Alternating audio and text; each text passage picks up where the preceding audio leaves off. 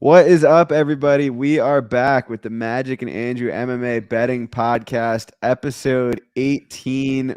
We are here for the Jamal Hill versus Johnny Walker card, which was supposed to be Rafael Fiziev versus RDA. We've got our guy, Manpreet. You may know him as Lock of the Night. What's up, buddy? Thanks for joining us. Yeah, I'm good, man. I appreciate you guys giving me the call to come on the show.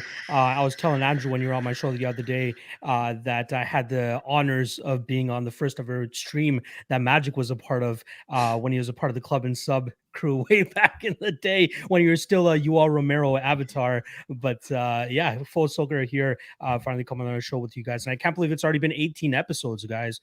You guys have been absolutely killing it. So happy to be on the show with you guys, man. Appreciate that.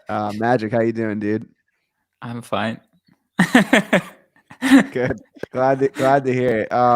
We're gonna go in best fight odds order, bottom to top, like usual.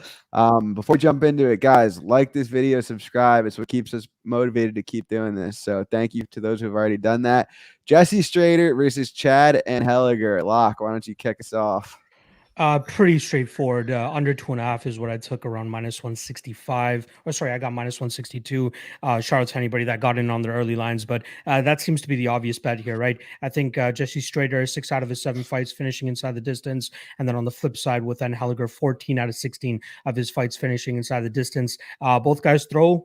Jesse Strader throws a little bit more with power and recklessness, and I think Helliger could potentially catch him with either a counter or take this fight to the ground and possibly find a submission. Plus 550 on the sub prop looks a little intriguing to me, but the under is where I'm going to be going here, and I think Helliger takes it. The line is just crazy, though. Line is just nuts. Yeah, Magic, what do you think? Yeah, Jesse Strader is a fucking bad man. Like, I don't know who has the sick mind to book this guy against Montel Jackson the first time. Like, what the fuck? This guy sucks. He's horrible. He's like 5'2", both loses in against UFC fighters, one outside of the UFC with Marcelo Rojo, and he's bad, like real bad.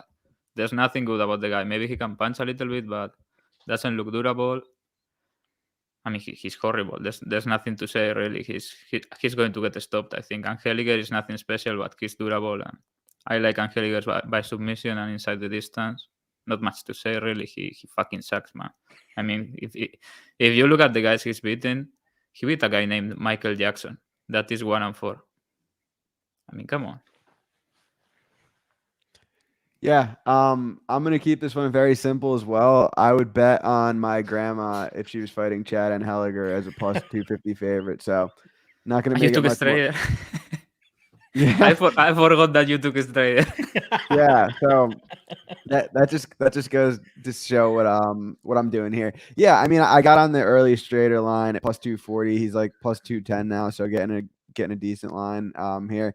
I seriously, it doesn't go there. There's no in-depth view I have here. I just would literally bet anyone against Chad and Helliger at plus 250. So that's how I feel about that. I mean, he's durable, man. He got submitted a lot in his early career, but he's durable. His fight with Gafurov in Contenders was impressive. To be honest, Gafurov is legit as fuck, and that was, I mean, probably more on Gafurov losing than him winning, but he had his moments, and he doesn't get finished. And Strader gets finished. I think he gets taken out rather easily. But yeah, the money line is kind of crazy. Yeah. Next up, we have Mario Batista versus Jay Perrin. Magic, you want to start this one? Yeah, Bautista is one of my boys. I really like him. He got stopped last time. I don't know how Trevin Jones has these 2 finishes in the UFC against Valiev and then Bautista. It's kind of crazy too. But yeah, he was looking good. Also, for this last fight, he looked fucking used to the gills. Like, it was insane. His back and his arms. That was not the same guy from the previous 2 fights. And yeah, he got hit pretty hard. I thought the stoppage was bad, but okay, whatever. He should win here. This guy he's facing on short notice is like he's bad. He's bad too. I mean, a lot of bad people in this card. He's like a crazy scrambler that is not really physical, not really good at anything. Bautista is going to grind his ass, probably stops him late, I think. Lock, what are you thinking? I'm right around pretty much with him right there, man. The guy is boring as hell to watch on his regional tape. Pretty much just pushing guys up against the cage, trying to get him to the ground. And then when he's not able to, he doesn't strike much. He doesn't strike me as a guy that's going to go out there and put that power on Bautista like Trevin Jones was able to. Yeah, Bautista should cruise here. And I think he does finish him late as well.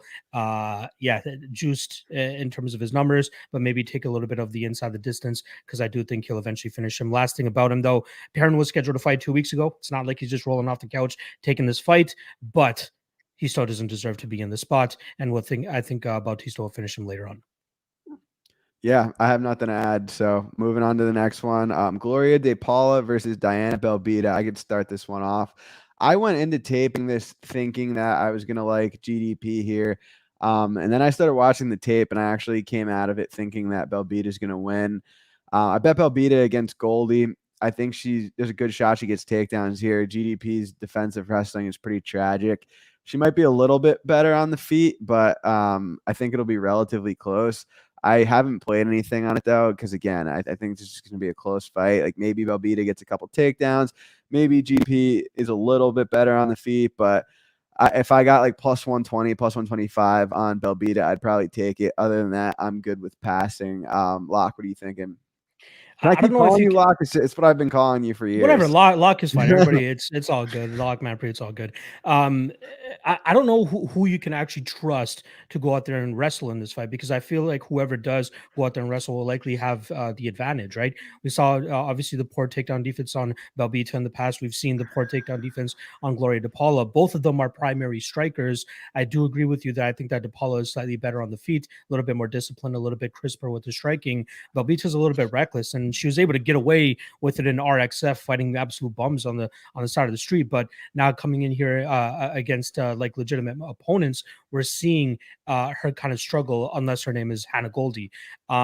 I believe the line is correct. It should be a pick 'em. I do lean more so with the Brazilian, though. I do think that we'll see this fight mainly take place on the feet, and I think we'll see GDP get to the strikes a little bit quicker and even counter her effectively here. But if we throw wrestling into this, it could make the other person look minus 300 in a hindsight. So I want nothing to do with this fight, but I'm going to go with the Brazilian as an actual pick. Fair enough. Magic, what are you thinking? I actually think the Paula is the way better fighter here. Balbita is horrible. She's kind of athletic, has some power, but she's legit horrible. I mean, this card is a disgrace. She cannot grapple at all. She has 4 submission wins, but 2 are against the same girl, if I remember correctly. And they are like armbars from Mount and all messy in Romania or whatever the fuck wherever the fuck she was fighting. Soccer moms. She cannot grapple at all. Like the Paula submitting her from bottom is a super life scenario here. The Paula looks like a shit grappler, but she looks like a better grappler than her. Like at least she has an idea of what she wants to do or what she's trying to do. And there is an entire UFC segment of the Paula saying she's going to wrestle here, that she has been grappling like crazy and that she's going to win by submission. So, I mean, if you give me the Paula by submission, I don't even know what I got. Plus 1200 or plus 1300 is an insane number. I have her finishing this fight pretty big. Wow. Glad that one of us had a strong opinion on this one. Can always count on you for that. Next up, we have Mark Streagle taking on Chaz Skelly. Potentially Chaz Skelly's retirement fight. Magic, what do you think about that? I like Skelly to win this. We talked about this. I know you like Streagle. Yeah, I mean, Skelly is the much better fighter. Long layoff, whatever.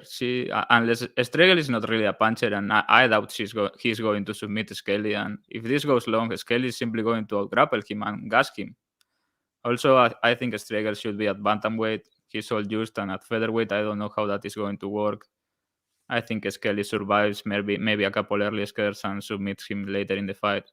Skelly inside the distance, fight ends by submission, Skelly later are all okay here. Manpreet, what are you thinking? Yeah, round three, Skelly is kind of the thing that I'm targeting here. We saw Streagle obviously very much struggle with his cardio in the past, especially that Reese McLaren fight where he did pretty well in the first 2 rounds, and then the third round just got absolutely dummied for about 2.5 minutes until he got finished. I think Skelly could do the same. Only small question marks regarding Skelly for me. Obviously, retirement talk, had a ton of injuries, had a bunch of fights fall off. That scares me a little bit, but I still think he'll be the better fighter here. We'll see what Streagle can do now that he's aligned with MMA Lab. But again, that's not going to help his fucking cardio. And I think that's what's going to come down to at the end of the day. I think it's going to look like Jordan Griffin versus Chaz Skelly, except with Chaz Skelly getting way better positions and just, outworking him, beating him to the position, and then eventually finishing him later on in this fight. So yeah, I got the Skelly side. Skelly round 3 is what I'm looking to target though. Yeah, so I'm on the other side of this one. I like Streagle here. Chaz Skelly's like in his mid to late 30s now. He hasn't fought in almost 3 years. He's talking about this being his retirement fight. I mean, I don't even have to get into talking about what Streagle's like. All that tells me he shouldn't be minus 200 here, or at the very least. Now, listen, Skelly is probably the better pure grappler, pure submission grappler in his prime. I don't know what he looks like now. I don't know what he's been up to. Streagle can grapple too. I think it'll be competitive in the grappling, especially at first. Skelly's striking is horrendous. He's like this herky-jerky style. I'm not saying that Streagle's going to go out there looking like prime Floyd Mayweather or anything, but I think he's probably going to win the striking exchanges. I think it's going to be a high variance fight where there's a lot of scrambles, and I'm happy to take the plus 180 on the underdog there. Next up, we have Christian Rodriguez versus Jonathan Pierce. Manpreet, what are you thinking? I like Pierce here, man. Christian Rodriguez obviously stepping in on short notice. The dude's a 135er. He's gonna be towered over by Jonathan Pierce in this fight. And the guys over there at Fight Ready already have the blueprint on Christian Rodriguez. They fought him on the Contender Series with Reyes Cortez, with a much shittier fighter and soldier to send out there. But now that they got Jonathan Pierce, who could secure takedowns, will be obviously the stronger fighter here. I think he'll be able to get that top position and eventually get Rodriguez out of there. I like JSP, minus 360, minus 400 seems to be accurate. Christian Rodriguez seems to have solid potential, good striking, comes out of that Rufus Sport camp. But this is just not the fight. Short notice and up a weight class against a legitimate grappler who's getting guys out there who normally don't get finished. Kai Kamaka and Omar Morales. That's some big respect to Jonathan Pierce. I think he'll be able to continue that trend here and take out the short notice Christian Rodriguez. Magic? Yeah, I'm a big JSP guy. I have picked all his fights correctly. I picked Lawson to finish him, and I took round 1 and everything. And I know I got value there and the bet cast, but I am not sure if I made the correct bet, honestly. And then I bet him to finish both his couple wins. Kamaka is a fucking bum. Fucking Kamaka, everybody loves him. He's a bum. And the Morales fight was impressive. I get the feeling that people were underestimating Pierce a lot, and maybe now he's getting overestimated. You know what I mean? Eventually, he's going to run into a wall because he does some questionable things positionally when he's grappling. He's hittable and this and that, but this is not the fight. I mean, Rodriguez has solid potential, should really be at bantamweight, in my opinion. Pierce is going to be fucking massive here next to him at featherweight, and the cardio is crazy, the pace is crazy, he has power, he's going to get takedowns and fucking grind on the kid. I like doesn't go, Pierce by submission, Pierce late. I think he's going to fucking maul him. This is a very tough debut, but Christian Rodriguez is not bad. But if you are on Contender Series at 135 and you are at some point giving your back to Reyes Cortez, who, man, he looked like he should be driving an Uber, not fighting in Contenders. He's fucking horrible. He was there because he was Tracy's brother, whatever. He's a bum. Pierce is going to fucking cook you. I mean, this is a very tough debut. One more thing to add to that about that Cortez fight. Fucking hilarious seeing him run up to Dana White after the fight. Yeah, let's go. Let's go. First brother, sister in the UFC. Let's go. I'm like, bro, you just got whooped 26. on. You just got whooped on for 15 minutes. You have no claim to even try to bake to Dana right now. I watched the fight before this card because there is really not much Rodriguez tape, and when the decision was being read, the guy thought he was about to get the decision. Like, are you fucking disabled? Yeah. The guy was dunking on you for 3 rounds. Exactly. Yeah, so I'm actually the opposite of you. I haven't been able to get a JSP fight right yet. I'm 0-3 betting his fight, so I'm just gonna watch this one from the sidelines. I think he's definitely it's a tough debut, like you said. He should probably be down a weight class here. JSP cardio and pace will get you pretty far in this game. So I think he's gonna win the fight. But next up, we have Stephanie Egger versus Jessica Rose Clark. Magic, I know you have pretty strong opinions about this one, so I'm gonna let you kick it off. Yeah, Egger is my girl. I like Egger. She has bad intentions when she fights. She fights like a man, and I appreciate that. I really do.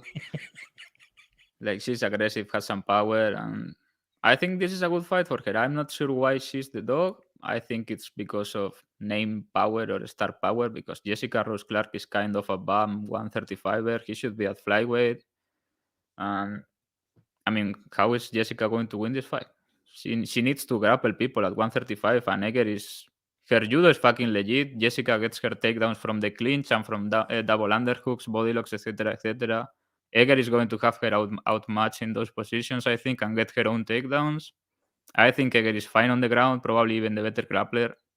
It's gonna be close, and Egger is bigger, and much bigger, I would say, and much more powerful physically. So I actually like Egger moneyline, and Egger by knockout is a crazy number. Plus 1300. I know that Jessica has never been finished, but Egger is going to put it on you on top. And I mean, I broke my rule. I never bet on active fighters that get new teeth. I broke it to bet this girl against this other girl from Dominican Republic or wherever she was from that cannot defend a takedown. That was horrible. She could have finished that fight like 20 times. Yeah, I think she's fucked here. I'm not. I don't. I mean, she's outmatched everywhere. I think. Maybe I'm wrong, but I think Egger should be like minus 200, a comfortable favorite. Manpreet, what do you think?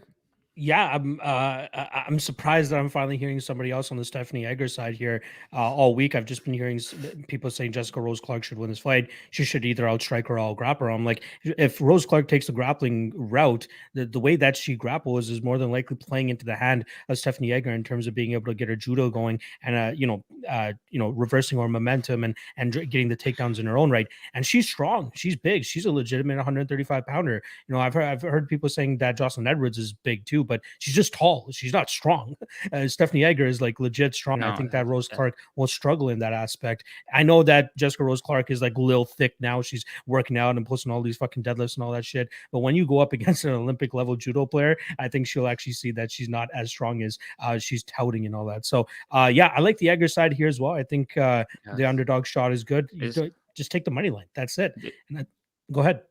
This guy is right. Hollywood hitters. I know this guy from Twitter. Nice guy. What you said? Jessica Rose Clark is like fucking ancient. He's 34 or 35. Yeah. People act like she's 21. Yeah. I mean, she looks 21, but she's on the way out. Everybody knows where this is going. OnlyFans, etc., etc. She got a boob job. I mean, come on. Exactly. Yeah, I like that as well. Yeah, I like that as well. Egger looked like she could go head to head with a man doing pull-ups. Dude, the funny thing is, I think a lot of people are just looking at the Tracy Cortez fight and be like, oh, Tracy Cortez could do what Jessica Rose Clark has been doing in her last two fights, but they don't realize that they're two different skill sets. They're two completely different skill sets, especially with the grappling. So yeah, I like the Egger side. I haven't bet it myself. I see the money line coming in already, but yeah, I do like the Egger side. Could see the finish as well. Yeah, there's just levels to strength here, and I think that we'll see it play out in this fight. Let's go Egger. Cool. Yeah, I was planning on passing this fight. I probably still am. You guys make some pretty compelling points, though. I bet on Jessica Rose Clark in her last two fights, both really good spots, if I don't say so myself. But yeah, this is tough. Egger's the bigger girl here. You guys mentioned she's getting up in age a little bit. Jessica Rose Clark, that is. I think it's dog or pass. Maybe I end up biting the bullet and taking the shot, but this is definitely not one of my stronger reads on the card.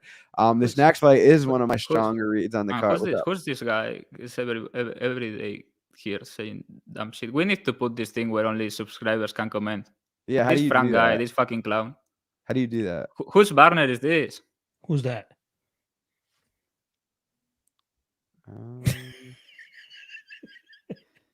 Does anyone know how to make it? Does anyone know how to make it so that only people that are subscribed could comment? I'm not No, sure don't how to worry. do that. Go ahead. I'll look All at it. right. David Onama versus Gabriel Benitez. I like Gabriel Benitez a lot here. Onama had a fun fight with Mason Jones, and now everyone is acting like he's the second coming of Jesus Christ. So I think Benitez is going to counter him all day. Onama's not really much of a grappling threat. Benitez, the level of competition they fought are not even close. Yeah, I like him to win this fight here. I think he should be the favorite. Not gonna overcomplicate it. Manpreet, what do you think? Yeah, Benitez is pretty much going to be my dog of the night here. I even try to hit you up and be like, "Hey, what do you think this line movement's going?" Because I want to see if I can get a better line on Benitez, and it's still kind of climbing on Pinnacle. I think the last time I checked, it was roughly around plus 132. I want to take words out of Magic's mouth here that I saw on Twitter. Him saying he's beat up on 8 taxi drivers, and that's pretty much what we're getting here. And now people all of a sudden think that he can go out there and strike with a guy like Benitez, who's always been underrated inside the UFC. Right, solid southpaw, good leg kicks, good inside kick, good body kick, good striking as well. He's hanging in there with guys with much better striking credentials like Sodiq Yusuff, hurting him, almost finishing him as well. David Onama, he's just always that guy that's able to fight the fight at his pace because guys are almost intimidated of him, it seems like. Heck, even the fight that got him into the UFC, 37-year-old fighter with 6 fights under his belt, he was able to go out there and finish. Benitez is a different level, in my opinion. He could have that close fight with Mason Jones 100 times. How many times does Mason Jones actually cover minus 500 against anybody that's other than Alan Patrick, right? He's always going to get hit. It's never going to look like a minus 500 performance, but he was able to get it done regardless. And that's why people are giving Onama all the respect. Sure, maybe he might get a couple wins inside the UFC, but this is too much for him to bite off at this point in time. I'm liking Benitez. Benitez could potentially even finish him. I think his KO line is roughly around plus 500.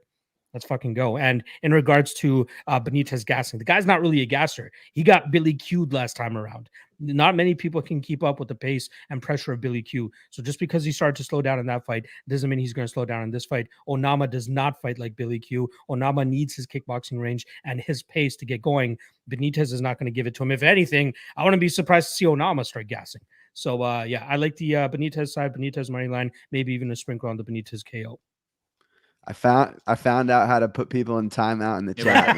Only 5 Put him minutes. in the kitty corner. Put him in the kitty corner. Only 5 minutes. I saw that someone called me ugly too. you guys better be on your best behavior because I have timeout privileges now. But in all seriousness, we got 100 live viewers right now. So subscribe, follow Manpreet on Twitter. Magic, what do you got on this fight, if anything? Come on, man. Ugly? Look at the average for MMA Twitter. I have no bet here. I was looking to bet Onama inside the distance, but I expected a plus 300 number or something like that. I'm not going to take. I mean, it was plus 100 before during the week. It's gone up now, but I mean, I don't see any value anywhere. Before his debut, I was not impressed with his tape on Onama, but his debut was impressive. I mean, it was a division up, and yeah, he put some hurting on Mason Jones, but Mason Jones, I mean, yeah. A civilian would put hands on Mason Jones for like 1 minute before dying. He has no defense at all. He stops punches with his face. I mean, he's a good fighter. I'm high on him, but he just gets hit. So yeah, I'm not sure what to expect here. I actually think Onama is going to stop him, but pass for me. I see people talking about Benitez grappling path here. The guy has 1 takedown in the UFC. 1 takedown. That's it. He's not going to grapple. He's going to come out lefty, try to pick his spots with the jab and the straight left. And Onama is very big at featherweight and physical, and the straight down the pipe, I don't know. Benitez chin maybe it's starting to go. I think it's going to be a war, probably one of the best fights of the night. But yeah, no bet. Cool. I think we talked about this next fight, Joaquin Buckley versus Abdul Al-Hasan. Do you remember? Did we touch on that one? We'll go over it again really quick, whatever. I don't care about this fight. I didn't care about it the first time it was made. I think the line's about right. Buckley is a slight favorite. Al-Hasan obviously has that KO1 power. Buckley isn't a super grappler or anything, but neither is Jacob Malkoun, and Malkoun was taking down Al-Hasan all day long. So the pick is Buckley. Don't really care about this from a betting perspective. Manpreet, you getting involved on this one? Not at all. I just have a conspiracy theory that we'll actually see this go the full 15 minutes with these guys respecting the power a little bit too much. Plus 240, I think, is the fight goes to decision.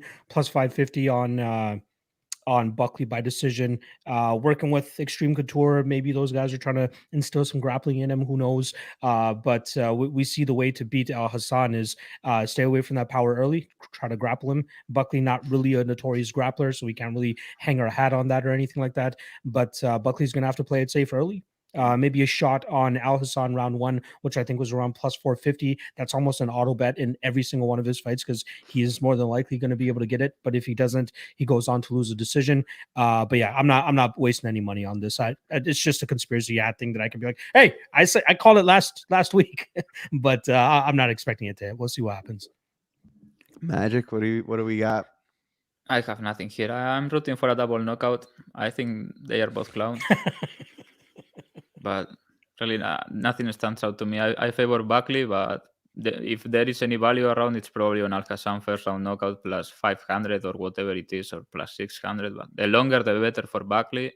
Probably a good fight. Buckley really doesn't. I don't think he has a grappling path here. Maybe he tries to have it, but I don't think it's there. And they are going to exchange, and somebody's going to die probably. So yeah, I think Buckley will win, but not confident. Will be a good fight probably. Yeah, that's fair. Jim Miller versus Nicholas Mata. This fight was supposed to take place, I think it was late last year, but ended up getting scrapped. Jim Miller fought Eric Gonzalez instead, ended up getting a second round finish. I think this is Miller's like 40th UFC fight or something crazy like that. The guy just doesn't go away. And this is, on the other hand, Nicholas Mata's first UFC fight. So a tale of two different worlds here. Manpreet, what are you thinking? Originally, I was thinking under, but there's been so many times where Jim Miller unders have kind of burned me in the past, where I'm just like, I don't want none of that anymore. But I think Jim Miller early, Nicholas Smoltop maybe late. Obviously, he has the better hands. Jim Miller's clear path is to try to take this fight to the ground. That's where we've seen Nicholas Smoltop really struggle in the past. But fuck, I want nothing to do with this. I'm gonna go Mota KO as my official prediction, but I'm not betting this fight at all. I'll stay away from it. Magic. Yeah, I like Miller to finish this fight. Round 1, submission inside the distance. He's much better, I mean. And he looks good lately. God bless this Mexican camp for rocking him, because this line was like Pickett, and Miller got rocked by this tomato can, and now he's plus 155. Okay, thank you. Not much to say, really. I mean, Miller probably picks his spot to grapple here, takes the back, and chokes him out early, I think. Motak has been stopped in all his losses, and he's not good. He has some power, but there's really nothing special about the guy. He has some boxing and a little bit power, and that's it. Miller is the much better fighter. Yeah, agree with a lot of what you said. I'm on the under 2.5 minus 110. I think Miller's cardio is definitely a concern, but I think he's the better fighter technically. I was a little bit concerned with that last performance. I bet him there. I didn't think he looked all that great, and honestly, that's why I'm staying off from a money line perspective. But Miller sub 1, Miller round 1, inside distance, never really a bad bet. Like, I don't really see him winning many decisions at this point in his career. I could see Mata putting him out, so I elected to take the under 2.5. Yeah, I saw someone say doesn't go, minus 185. Solid, but yeah, I think this fight finishes. I'm picking Jim Miller to get a submission. Next up, we have the people's main event. Parker Porter is a minus 250 favorite in a UFC fight against Alan Badeau. Manpreet, is that line justified? After round 1, more than likely. If anything, that line looks like a gift after round 1. We got to give Badeau just a little bit of respect. The guy can still crack. It's heavyweights. We saw him put Rodrigo Nascimento on wobbly legs early in their fight as well. Porter obviously got knocked out against Chris Dawkis, although there was a little bit of an exception to that. Apparently, he took that fight on 2 weeks' notice and cut 30 pounds in 2 weeks to try to make the weight. Made the weight, but obviously got starched in that fight. But he's come back and made some pretty good progress, obviously, with those wins over Parisian and Chase Sherman. But yeah, I think if he survives early here, he eventually gets to finish. I think the line to actually target here is the fight doesn't go, man. I think that we're getting a pretty much skewed line here because of Porter's past couple of decisions that he's had. But the fight doesn't go, just roughly sits around minus 200. I know it's a little bit chalky, but for heavyweights and considering how much Alan Badeau really starts to drop off after that first round, I think Porter survives early and then eventually gets him out of there in the second or third round. I'd be remiss if I don't mention Porter via submission at plus 700. I think that's worth a little bit of a run here, especially with how much he likes to attack the Kimura and Americana. Alan Baldo is the perfect guy to pull that shit off against. So yeah, I like Porter here. Not taking the money line, but I'll be taking the fight doesn't go to decision. And lastly, Baldo round 1 plus 650. You could get a worse line as well, considering that's really his only path to a victory in this fight. But if it gets out of round 1, I think Porter smothers him and then eventually finds that finish, TKO or submission. But give me the fight doesn't go to decision around minus 200, and let's call it a day. I think there's someone here that's going to agree with that. Go ahead. Yeah, I mean, doesn't go minus 180. I don't think Baudot has ever gone to decision. And he just quits after 1 round. I don't know why this guy's in the UFC. He trains with Cyril Gane, I think, right? Probably the biggest guy that was around the neighborhood. He needed a sparring, and it all started there. He's bad. He has some power, but he just quits. I mean, if Parker Porter can go 3 rounds with Chase Sherman, I mean, I expect him not to die in round 1 or to be not stupid enough to die in round 1. Just play clinch, gas him a little bit, get a takedown. Parker Porter by submission plus 800 is a must here. This guy's a legit white belt. If it goes to the ground, he's going to get a Kimura or a key lock easily. Parker Porter late. Yeah, classic angles here. Shitty heavyweights.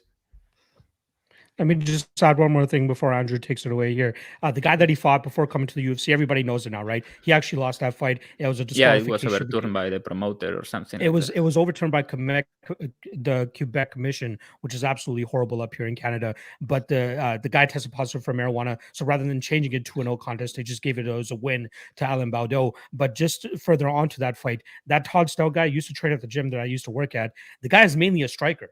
Everybody was mind blown that this guy got a submission over Alan Baldo. That should let you know what this guy's white belt level is on the ground. If my guy Todd Stout is submitting him, Parker Porter, who already has a couple of submissions on his record, will more than likely get the submission as well. I was legit offended when Aspinall pounded him out. Damn. I know. Like, I had a crazy number. I was like, what are you doing? What the fuck are you doing? Yeah, I was about to mention that, dude. I remember being like, no. Oh, way. It was like 1,000, something like that. Yeah, no, it was. I think it was plus 1,000. I was like, no, get the neck.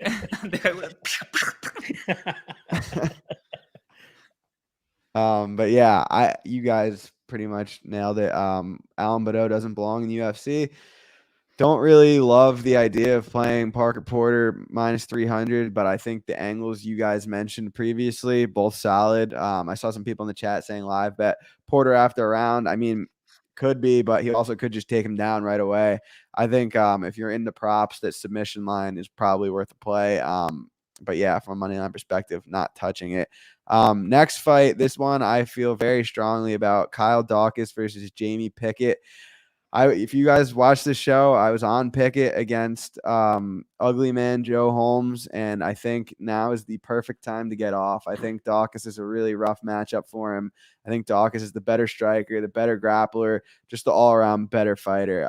I went big when he was minus 215. He's out to minus 260 here. I have this one around minus 400. So Dawkis better wherever it goes. I think he probably finishes him, and I think he looks like a huge favorite here. Manpreet, you agree with that? Yeah, I really don't have much else to add other than why the fuck is this a co-main event?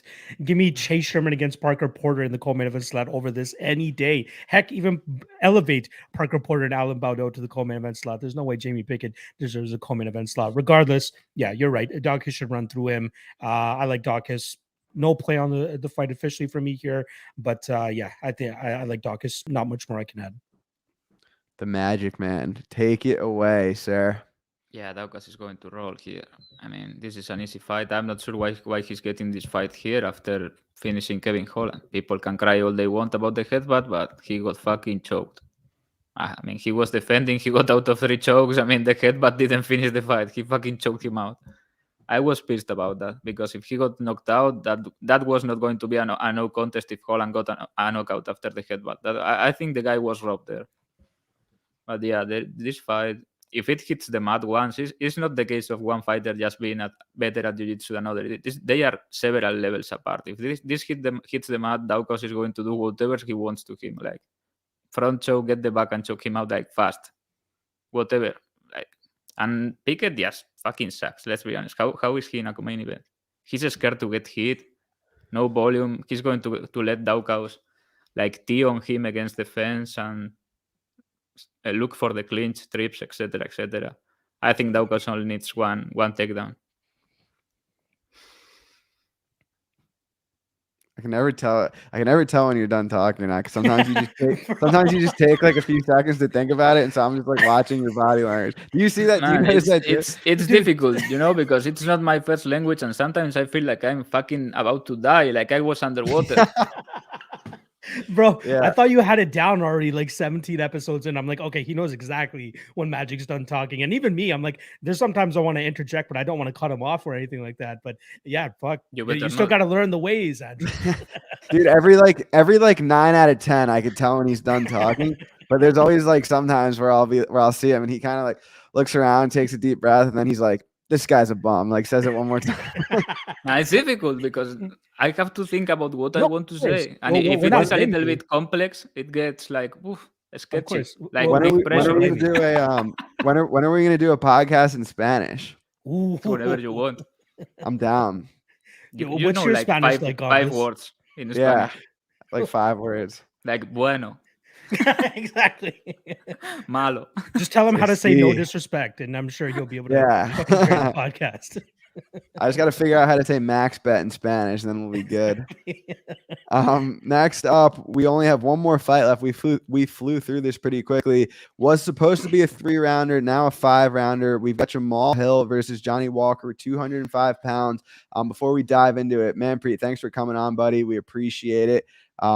Guys, follow him on Twitter, check out his YouTube channel, all that good stuff. Don't forget to subscribe and like this video. Locke, take it away. Fuck. I'm still scarred by the fight not going to decision from the last fight with Walker and Santos, but I feel like we got a good ingredient here with Jamal Hill, who's more than likely going to be looking for the kill shot. Thiago Santos, at this point in his career, is way more disciplined than he was earlier, but I do think that we'll see Jamal Hill be a little bit more aggressive, push the fight onto Johnny Walker, and I think he'll eventually clip him probably first or second round. Minus 135, I think, is his KO prop. I'd rather play that than play his juice line at minus 250. Johnny Walker, as much as we want to shut on him, he can still crack. He definitely still has some power. But I do think it's going to be Jamal Hill who eventually finds that chin of Walker and puts him down. Let's call it round 2.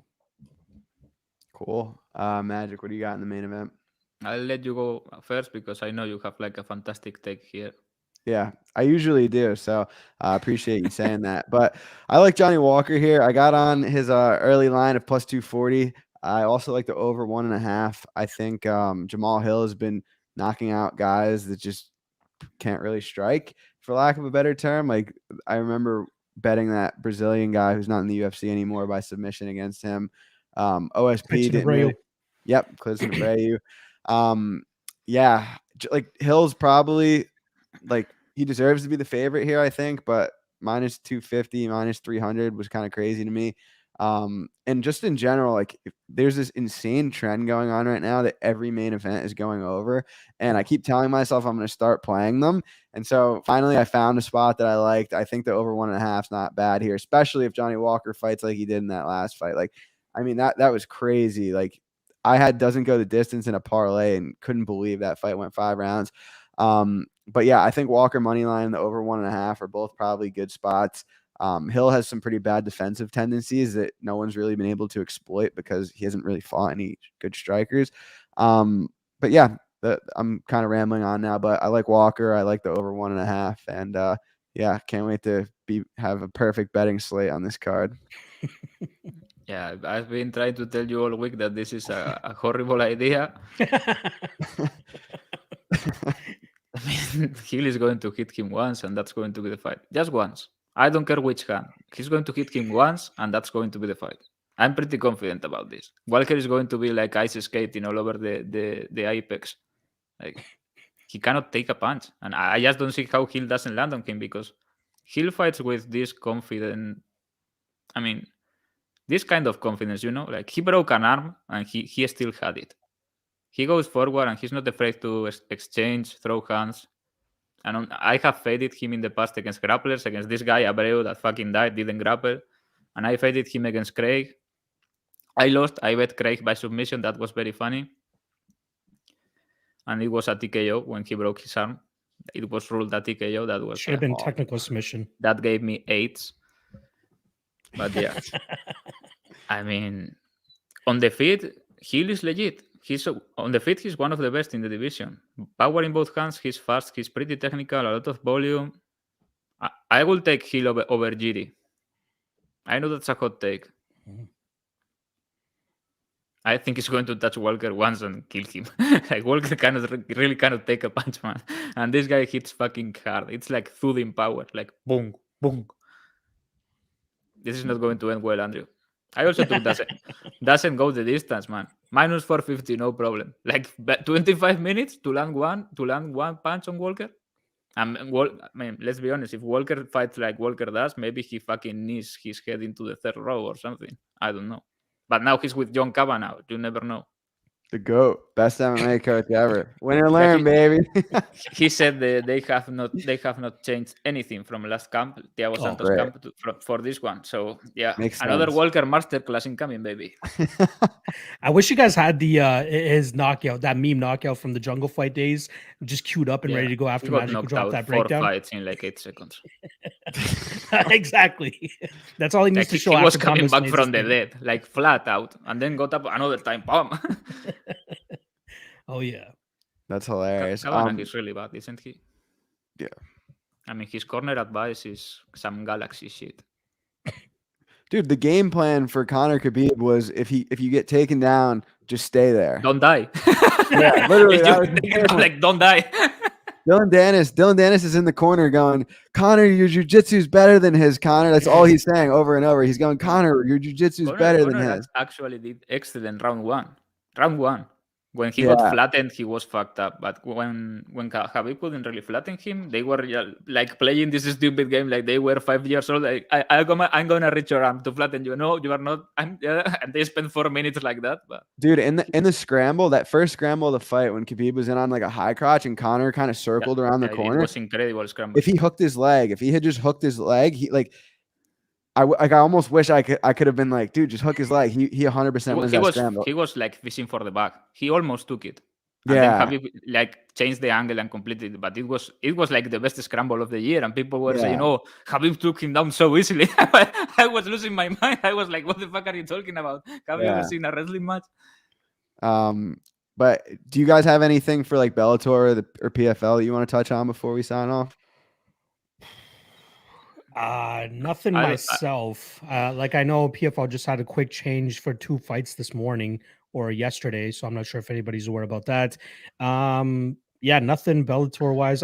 Mandel Nallo was kind of sticking out to me. That guy's kind of underrated. He could be a decent play at minus 165. OAM said he's the best striker at TriStar last week. Yeah, dude, I've been hearing about Nallo since his amateur days, man. Like he was a little. He has like a little bit of lore in the Canadian MMA scene. So to see him kind of thriving in the Bellator scene is great. I know he dropped that fight to Killis Mota, but since then he's looked pretty decent. Do not bet on Isaiah Hokit at minus 205. That dude got slept as a minus 800 favorite. You already bet him. I already did. He's gonna kill this guy, dude. You think he's gonna kill him, or he's gonna get slept because he doesn't like getting hit? Who knows? If he didn't get knocked out in 10 seconds in the last fight, he'd be like minus $1 million. Like this other guy shouldn't even be a fighter. But keep going. Sorry, I didn't mean to cut you off. I'm confident in Neyman Gracie. Same. Okay. And if they give me a submission line of Justin Kish, Deanna Bennett cannot grapple. Justin Kish, man. ADCC Justin. Mandel Nallo is like a talented striker, but there is something missing. You know what I mean? This magic knee knockout is not going to come every time. He needs something more. But yeah, he's pretty talented. Yeah, I think this is a good spot for him. Do you want to do a Yeah, also Koreshkov is going to kill Rencontre. I bet that too. I don't really get this fight. It's going to be very funny. I bet that one too. Rencounter was not UFC level. I mean, I couldn't believe that he got like he's not going to even at minus fucking grind Koreshkov, man. He's not going to wrestle Koreshkov. What is he going to do? And Koreshkov, I love Koreshkov, man. I love Koreshkov because when he grounds and pounds people, he's trying to kill people. Yeah. I love that. He's like the Connor. most aggressive ground and pound ever, like from the hip. He's like, when he was hitting this guy, I fucking hate this guy. I think he's a moron, complete moron. The guy that just got that choke in the last Bellator card, Homasi. Oh yeah. When Koreshkov was pounding on him, I was like cheering. Yeah, Beat his ass. man, his ground and pound is like disrespectful. It's like when you see these YouTube videos and it's like two girls in the hood, one is grabbing his hair and like hitting from. That's how Koreshkov ground and pounds. That's what we're gonna see tomorrow with when is that? Friday or Saturday? I keep forgetting what day I think that it's card is. Saturday. That's Saturday as well.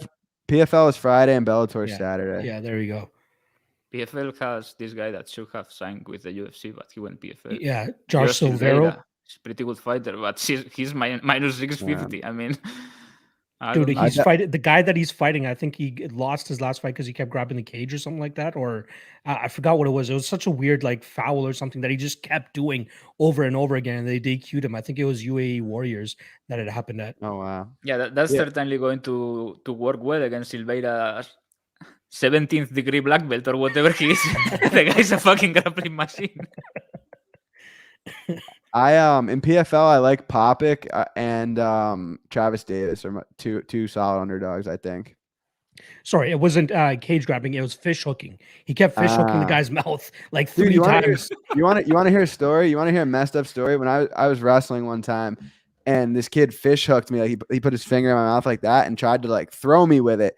And so he hooked his finger in my mouth. And so after that happened, he took his hand out and showed like fingerprints on his hand. And he was like, he bit me. And the ref believed him. And like, I got disqualified, but like he fish hooked. So I got like suspended for like 2 matches. And this kid literally like put his finger in my mouth and like tried to like whip my neck around with it. And then he told the ref that I bit him. So it was like, I it was don't know, fucked up. This story sounds like you actually bite him. You see how two sides of he's too good. I'm going to just bite his fucking finger off. He put his I gotta fingers try in and my find the mouth. video. At first, I gotta try and find the video. I thought you were going to tell the story when you pinned Jordan Burroughs. Nah, that definitely never happened. Happened twice. Come on, you are too humble, man. Oh, dude. Speaking of wrestling, I was watching when I was watching Logan Storley's fights. I pulled up Logan Storley versus Ed Ruth. Dude, Logan Storley was like an amazing wrestler. He's a 4-time Division I All-American. Ed Ruth beat the brakes off of him, dude. Like literally made him look like he never wrestled before. It's crazy how good of a wrestler Ed Ruth was back in the day. But anyway, Ed Ruth beat Logan Storley twice in college. Oh, yeah. Ed Ruth was insane. Like, he was good at jiu-jitsu too, and he just had started. I remember he was mopping the floor with people. Such a disappointing career, man. I was very high on him. Well, what the fuck is Ed Ruth up to now? I haven't heard that name in fucking forever. He got submitted by Neyman stupidly. Yeah. He got submitted. He lost with Amosov, a kind of close fight. But he's a really good fighter. I thought he was the dark horse in the tournament, in the welterweight tournament. I thought he was going to win the finals. Dude, he got submitted by the guy fighting in PFL this weekend, I'm pretty sure. Yeah, he got submitted by a bum, like a complete bum. It was a heel hook or something. Yeah, right. Like 10 fight. seconds in. You guys want to do the Lambo parlay? I've got a fire one today. I have to get it ready. What are the stipulations for a Lambo parlay? I mean, it just doesn't have to be like 7-1. You need to be able to buy an actual car. Here, I'll demonstrate. So I'll lead off with an absolute banger here. So Johnny Walker. Yeah, I literally was clicking. I literally was clicking on Johnny Walker.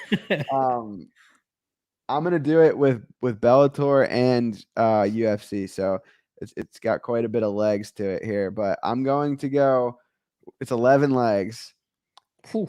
Jesse Strader, Mark Streagle, Stephanie Egger, Gabriel Benitez, Miller Mata doesn't go the distance, Dawkis inside the distance, Johnny Walker money line, Isaiah Hokett money line, Mandel Nalo money line, Jordan Newman money line, 100 to win $178,000.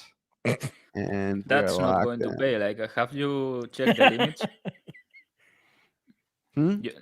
Depending on the book, maybe if it goes over the limit, you are not going to get paid. Which book it is?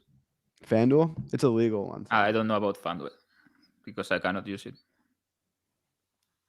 Yeah, I see people all the time posting like $1 million parlays on FanDuel, man. They are not going to pay you. Maybe I'm wrong, but go ahead. No, I've seen people get paid like crazy amounts. What was that? Someone asked about our guy. No, man, I'm not going to go to London and pay like 3,000 to watch Topuria fight fucking Jai Herbert. Like Topuria is going to assassinate Herbert. I don't care if it's a lightweight. It could be a light heavyweight. Someone keeps asking this. Like, I don't know. I do a lot. I don't know if it was this guy, but someone told me the other day, hey, you should like jump on right now on a recap show. And I was like, it's fucking 7 a.m., man. Yeah, Fane was good. They always pay. Yeah, I've had good experiences with them too. I took them for like 20 grand one time and they paid it right away. So I'm trying to construct a Lambo parlay for you guys right now. See if I can put something together. It's good to know. All right, how about plus 20, plus 12,971 odds? Might as well fucking go with it. Here we go. Under 2.5 and Helliger and Strader. The Paula money line, Skelly inside the distance, Pierce inside the distance, Egger money line, Benitez money line, and Baudot Porter fight doesn't go to decision, plus 12,971. I'll probably construct it on one of my books. I just put that together on Best Fight Odds, but I'm going to probably put that on one of my books as well. Love it. All right, take it away. I have Hill round 1, Miller round 1, like Jamahal. His name is Jamahal or Jamal? It's Jamahal, right? Jamal. But I know it's Jamahal. If you have to write it, but if you have to say it, it's Jamal or Jamal. I don't know, man. Got to pronounce the H. Jamahal. There you go. Jamahal Hill round 1, Jim Miller round 1, and Jonathan Pierce round 3. 50 to win 15,000. This looks solid to me. How is this not minus 200? This is a lock.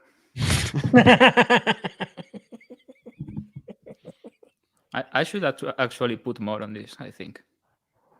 Save it for next week. We got the big one coming next week. Man, next week. I cannot wait for next week. All week on Twitter and the podcast and everything. Bobby King Green, man. Oh, he Bobby finally Green. gets his chance. No. We got one way better for you than Bobby Green. Trust me on that. Bobby Green is going to get fucking murdered. If you don't know, now you know. And everybody's pretending they are going to put real money on Bobby Green. This is the best thing ever. Like, I don't know what people are thinking. Like, Makhachev is going to take him down and like sexually assault him. Like, I don't know. Maybe people think he's Frank Chamizo and he's going to stuff Makhachev and box his face off or something, but this guy gets it. This guy knows exactly what I'm talking about. That fight is a fucking banger, man. Mm-hmm.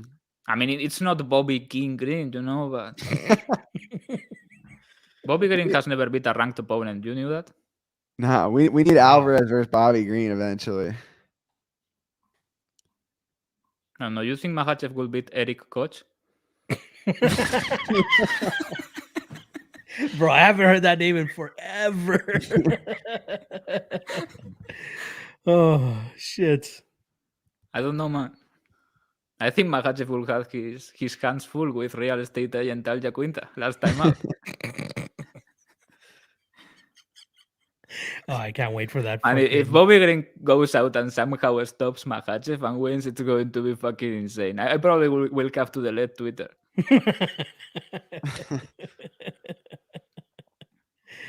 Oh man, I can't wait for next week's episode. People want to do like question and answer as usual, but there are so many DMs I cannot read anything. Yeah, if you have any questions, what odds did you need for Topuria versus Makhachev? I was going to bet Topuria, like full disclosure. What about Topuria and Herbert? What are your thoughts on your boy going up against that English guy? Topuria is going to do whatever he wants to Herbert. Right? I'm seeing so much love for Herbert for some reason. I'm like, well, like everybody's just running away with this fucking this theory that he was running away from Evloev, and for some reason that's going to impact how he fights. But you guys saw Herbert versus Moicano. Yeah, this might be worse than that. it's not like, I mean, he's an insane jiu-jitsu player, but he's not a very strong wrestler or anything, and he was tossing him around. I'll give you a hot take. Right now. Tapir would do bad things to Renato Moicano. That's not a hot take. Dude, 100%. Moicano was at featherweight. Moicano was at featherweight and had a rough cut. Like, they are essentially the same body. I mean, you know what I mean? The same weight range or whatever. Moicano would be the favorite, though, I feel like. At 55? Against Topuria? Ooh, I don't know about that. No way. Dude, have you seen the hype on Topuria? Like, there's I've no been way they're driving gonna let the that line train. be a fucking. I bought 8 Topuria NFTs today. Exactly. Dude, I have to do that still, because didn't they give us credit from the last time? I spent it all. 8 Topurias and 1 McKinney.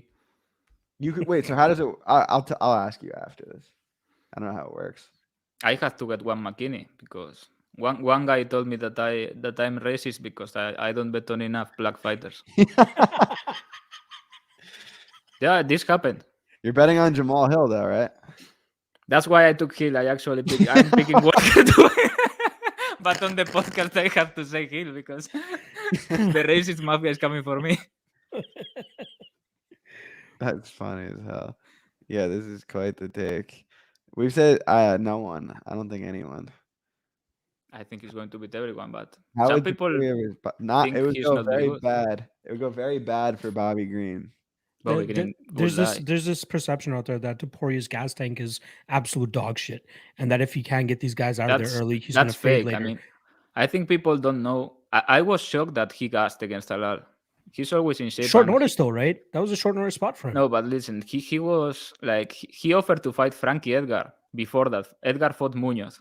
And he was in shape and in camp. And then nobody knew it before the fight. But after it came out that he had COVID. And he got COVID and then fought Zalal 10 days later with no camp.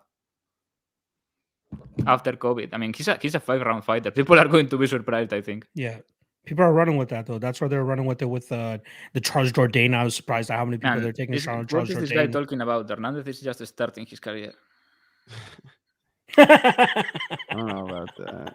Like, he's going to fucking bonk on Frevola. No, seriously, Magic. Seriously, though, what were your thoughts on his performance? I know he got finished by Moicano, but I felt like we saw a little bit of improvements on Alexander Hernandez. I rewatched the fight on Monday. Like, I summoned the strength and rewatched it. And watching live, I thought he was looking extremely good. Yeah, right. He was actually throwing. It wasn't like caught in the deer headlights. When I was about to rewatch, I was like, maybe I was biased or watching live. You know, sometimes the fights that I like or that I want to whatever, I watch them again because it's not the same as watching them live. They feel different. And he looked better than I thought live. Like I thought he won round 1. Same. Nobody's going to come to tell me here that they bet Moicano minus 175, expecting him to win basically by knockout, right? I mean, if you were betting on Moicano, you were betting on him establishing the grappling, and Hernandez was getting up easily. He had nothing for Hernandez. I mean, he was getting up like the Undertaker. Like he did against Cerrone. He puts the underhook, and he was like, well, I'm a get up because he's all fucking jacked and monstrous. The great ape. I would say he was looking good. And then when they got up, Moicano suddenly looked like done, like spent. I was shocked watching. Like there was like a minute that only Hernandez was throwing, you know, at the end of the round, and then I rewatched and he got clipped. Like he was hurt. He got hit with an elbow outside of a clinch, and he got like I think he played it like put on his poker face, but he was hurt. Yeah, but props to him. He picked his counters beautiful in round 2. That was beautiful.